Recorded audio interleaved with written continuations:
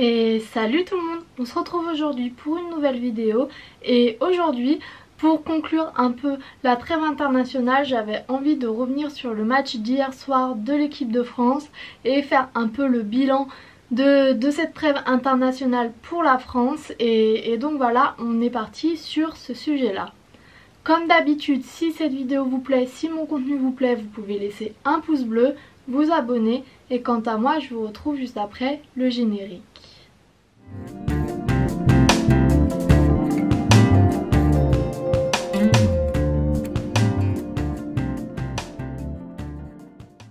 Pour commencer cette vidéo, comme d'habitude, je vais faire le sommaire. Et c'est un sommaire assez basique que je vais faire car dans un premier temps, je vais revenir sur le match face à la Finlande. Ensuite, je reviendrai sur un bilan un peu plus général de cette trêve internationale. Et ensuite, j'évoquerai un peu la suite de l'équipe de France, le futur de l'équipe de France. Et voilà, tout de suite, on va commencer avec le débrief du match. Et pour ce débrief, ça va être un débrief assez simple parce que tout d'abord, la composition. On a joué avec 3 défenseurs derrière et c'est vrai qu'au début, j'étais pas hyper fan de ce système de jeu. En 3-5-2, c'est vrai que la dernière fois qu'on a joué comme cela, c'était face à la Suisse et c'est pas un très bon souvenir. Donc au début, j'étais très pessimiste par rapport à ce match-là, par rapport à cette composition-là. Au final, ça a assez bien tenu, ça a même très bien tenu vu qu'on a gagné 2-0, on n'a pas encaissé de but. Au niveau des occasions, il y a toujours eu des moments où c'était un peu chaud, mais on a réussi à plutôt bien contenir la Finlande. Donc au niveau de la défense, pour moi, c'était assez bien. On va pas dire que c'était parfait, mais quand on voit les 2 derniers matchs, voire même les 5 derniers matchs, il y avait du mieux.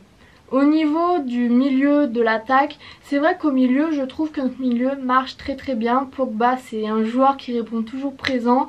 On le met avec n'importe qui à côté, ça marche toujours très bien.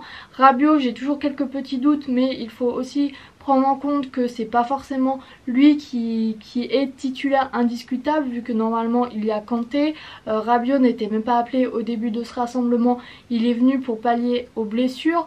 Donc franchement, je pense que notre milieu, c'est un des secteurs qui pose le moins de problèmes dans cette équipe de France. Donc voilà. Et pour finir, au niveau de l'attaque, c'est une attaque qui m'a fait plaisir ce soir. Parce que la connexion Griezmann-Benzema a fait très plaisir ce soir. C'est les 2 joueurs qui sont impliqués sur les 2 buts.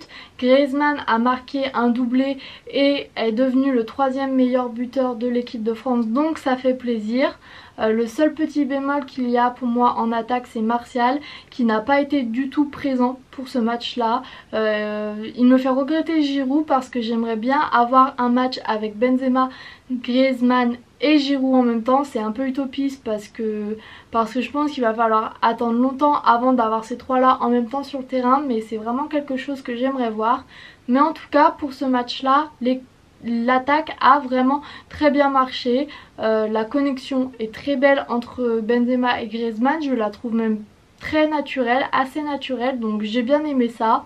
Après oui, bien sûr, le match n'a pas été parfait. Il y a eu des gros moments de creux où il n'y avait pas de pressing, où il n'y avait pas de jeu, où il n'y avait pas de connexion entre les joueurs, où il n'y avait pas de rythme. Mais quand on voit les matchs face à la Bosnie, face à l'Ukraine, le match face à la Suisse, on ne peut que voir du mieux dans ce match-là. Et on a gagné, donc ça fait plaisir et ça change un peu de ce qu'on vivait ces derniers mois. Et oui, pour moi c'est le plus important. C'est pas le match parfait, mais on a retrouvé un peu de confiance défensivement en attaque. On a retrouvé une certaine solidité, on a retrouvé un rythme et surtout on a retrouvé la victoire. Donc pour moi c'est le plus important. Et le dernier point que je voulais aborder, c'est celui de Théo Hernandez, parce que Théo Hernandez c'était son premier match et c'est un joueur que je voulais voir jouer, c'est un joueur que j'ai beaucoup attendu et ça fait plaisir de voir un premier match comme cela pour lui parce que ça a été vraiment un des meilleurs joueurs sur le terrain. Donc voilà, je voulais juste souligner un peu son match parce que oui, il y avait une grande attente autour de lui et il a répondu à cette attente, donc j'en suis contente pour lui. Et maintenant on va passer au bilan général de cette trêve. Et malgré la victoire face à la Finlande, je pense que cette trêve a été assez décevante pour l'équipe de France, parce que c'est vrai que les 2 premiers matchs ont été décevants, c'est même plus le mot à ce niveau-là. Il n'y avait pas de jeu, il n'y avait rien. On a obtenu des matchs nuls avec des gros coups de chance pour moi, de mon point de vue. Donc oui, c'est décevant pour cela, parce que on est très loin de l'équipe de France de 2018. Même au niveau de l'ambiance, je trouve qu'il n'y a pas la même ambiance. Mais après, du côté positif, c'est que le match face à la Finlande, on a su réagir, on a su bien jouer et bien conclure cette trêve internationale. Donc la trêve est décevante, mais au final on est toujours premier de notre groupe de qualification, on est même très en avance sur les autres. On a des matchs d'avance, mais on va rester sur les points d'avance, donc ça fait plaisir. Oui, il y a encore des choses à travailler, oui, il y a des choses à améliorer, il y a un système de jeu à revoir, mais j'ai plus envie de voir le côté positif, parce que sinon c'est vrai que cette trêve a été assez décevante. Le match face à la Finlande, on peut pas dire que le jeu était extraordinaire, même s'il y avait du mieux. Donc oui, pour moi cette trêve internationale, elle sera définitivement décevante, même s'il y a eu du mieux à la fin. Maintenant on va finir avec la suite pour l'équipe de France, le futur. Et c'est vrai que même si pour le match face à la Finlande c'était assez bien, on a réussi à gagner, c'est vrai que se pose la question du futur de l'équipe de France, notamment du futur de Didier Deschamps, parce que on n'inspire plus forcément une très grande peur en équipe de France. C'est vrai qu'on est paru assez fragile à certains moments, même face à la Finlande. Et je trouve ça un peu dur avec Didier Deschamps de dire qu'il faut le virer, qu'il faut le remplacer. Mais la Coupe du Monde c'est dans 1 an et demi, à peu près 1 an. Et donc on n'a pas forcément le temps d'attendre de trouver un rythme de jeu, de trouver une structure de jeu qui fonctionne pour l'équipe de France. Donc oui, ça paraît un peu dur à dire, parce que Didier Deschamps est quelqu'un qui a fait beaucoup pour l'équipe de France. Mais c'est vrai que moi je préférais avoir Zizou ou non que Zidane, parce qu'il n'y a personne à mon sens qui a le niveau pour reprendre l'équipe de France à part Zinedine Zidane. Donc oui, pour moi ça serait peut-être le temps de commencer à y songer. Après on voit aussi que Noël Le Graët a toujours défendu Didier Deschamps, donc dans les faits pour moi je trouve et je pense que ça va être difficile de le remplacer tout de suite à 1 an de la Coupe du Monde. C'est pas forcément ce qu'il y a de mieux non plus, mais c'est vrai que forcément on commence à se poser la question quand on voit les matchs de l'équipe de France depuis plusieurs mois.